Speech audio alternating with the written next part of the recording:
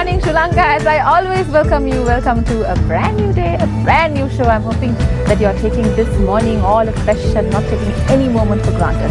So, talking about life and importance in life, well, there are quite few new things happening around the city these days. You know, quite a few new people coming into Sri Lanka and putting Sri Lanka on the map, like we were discussing. Today there are two very special guests on our show today who are going to discuss the importance of the visit by Dr. David Ulrich, who is coming to Sri Lanka on the 30th of April 2014, who is going to have a wonderful event focusing on HR and many other topics that he will be discussing on the event, which is going to be very privileged to Colombo to host, and also very, very important for all you viewers out there to be acknowledged about the importance of HR and about leadership and so many other things. So without further ado, I want to welcome Dinesh Sapramadu, the chairman of Zenith Business Solutions Private Limited, and Radley Stephen, the country head of Chartered Institute of Management Accountants, to our show. Good morning, sirs. Good morning. Good morning. How are you? Very good. Are you morning people? This is the first question I ask every guest who comes on the show. Are you morning people? I think so, but, okay. But we also work late. Right. So that's what now in your field, when it comes to SIMA, especially, when it comes to accountancy and commerce and business management, I know that people wake up early and go to bed late. So how do you do that?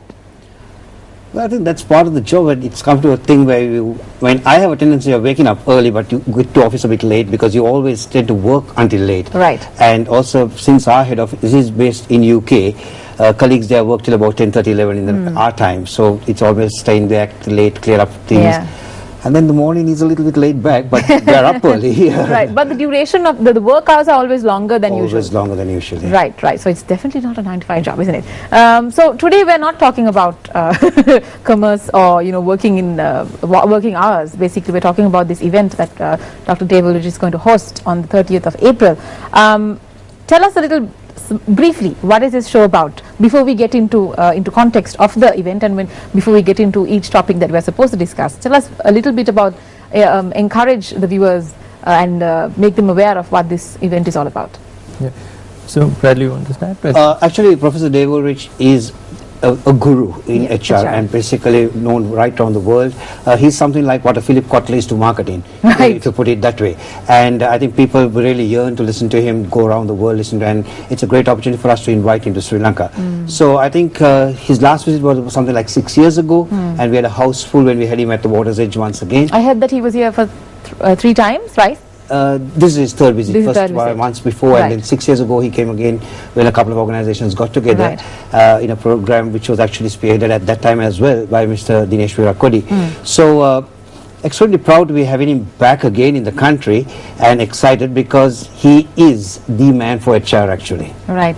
And talking about the importance that Dr. Ulrich brings to the field of HR, is there anything specific that we can actually absorb out of him when he comes to Sri Lanka? Is there anything specific that we need for him to cater into the viewers of Sri Lanka before we get into each topic? I think I think like Radley said, he's a guru in HR, and I think the key for us to really absorb from is, because he's a pioneer in the field of HR, and he has revolutionized how HR is being looked from boardrooms to all the way to line managers. So which is, I think, very important, because I always feel an HR should be a boardroom. It's not a line reporting, because end of the day, your human resources is your most valuable asset. That's true.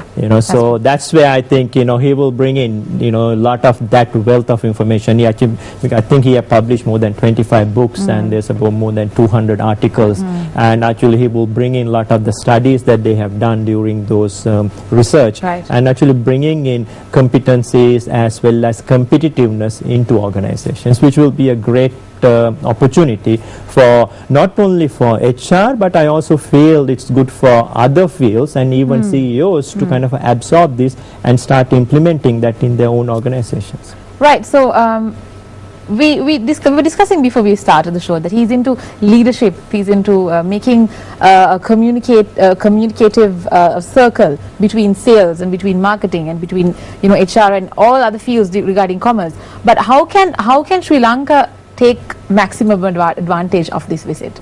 Is there anything in specific that we should so grasp? there are two events that's happening. You know, Right. one is the morning session, which actually Radley can give some background on that. Yeah, but which we then will go into, the evening session is about, you know, building competitiveness in organizations. Okay. So that's the part that he's going to talk in the evening Right. sessions, which is actually very much how organizations can capture that value and then really building competitive organizations, you know. So that's going to be the evening session.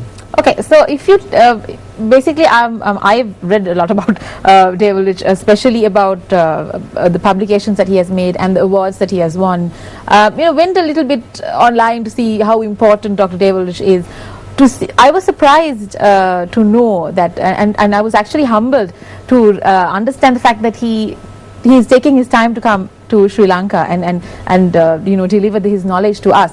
Basically, being a founder of a very, very important organization in the world, RBL, and then being in the board of trustees of so many organizations and so many involvements around the world.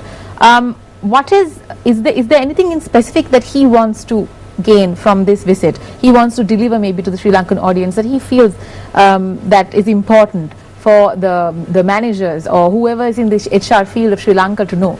Is there anything specific that he wants to address? Yeah, I think his new book will be an interesting. I think, yeah. Right. And I think, as Dinesh explained, he has actually revolutionized HR. And this is what, and a lot of, we see in organizations, a lot of people say that today the problem is about managing HR and talent. So, by bringing him here, and organizations really need to understand what are the new thinking, how organizations globally, and with Sri Lanka going onto a platform where we're inviting a lot of global organizations to come and work out here, employ our staff, we really need to know the new trends. Right. And I think this is exactly what he's going to bring in, because even the topic for the morning's program is the future of HR.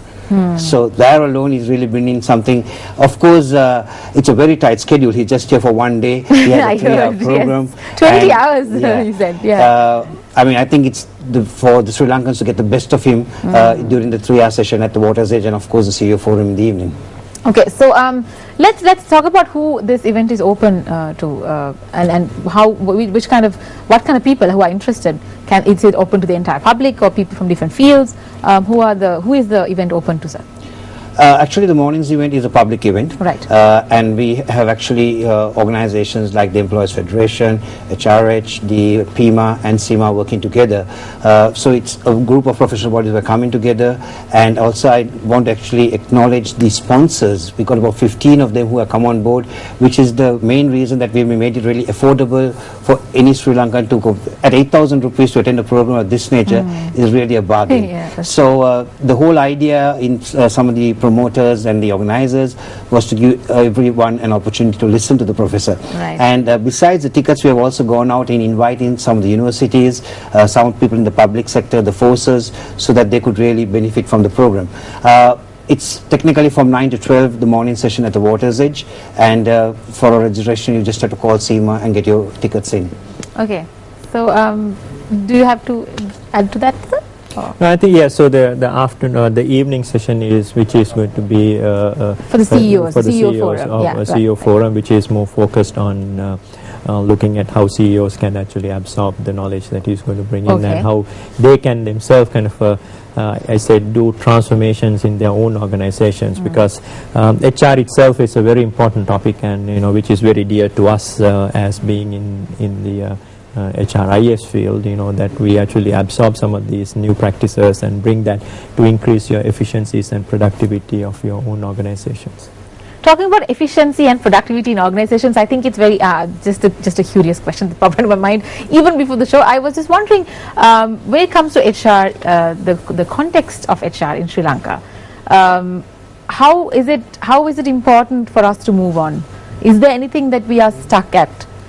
Do you think the Sri Lankan field of HR should basically move on to something newer right now, or are we basically going around the same circle?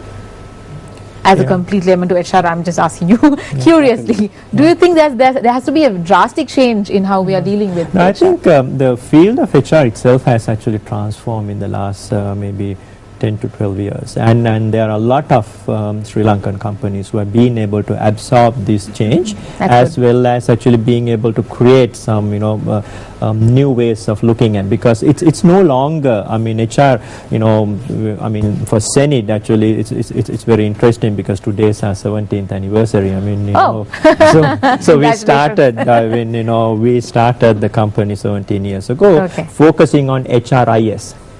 Then we saw how that whole personal management was actually moved on to human resource and talent management. So you see now, if you look at organizations, it's great to see how they have moved away and looking at HR as a key resources that actually can bring in that competitive advantage and also increasing productivity and efficiency. Said that, but I think also there's a lot of work to be done, because it's an evolving field. It's always because the new what we call the millenniums are coming into work. So this whole area of how do you handle them? Is you're going to be your social media part of the way that you start communicating to them. So we need to constantly look at, I mean, if you look at the HR information systems have changed. Now we have something called social HR. Which are ways of how you handle the millennium generations that are coming into organizations. So I think it's a field that is growing, but interestingly, our companies, I mean, our Sri Lankan companies, we see actually are absorbing it, but there's a long way to go. I mean, I think the key is, are the CEOs and the boardrooms are looking at this the same way. So it needs to come down. It's a top-down. It's not it's no longer your personal manager, HR manager. It's a top-down that really needs to look into this. Oh, wow. Okay. So further discussion on that after a very short commercial break. We'll be right back.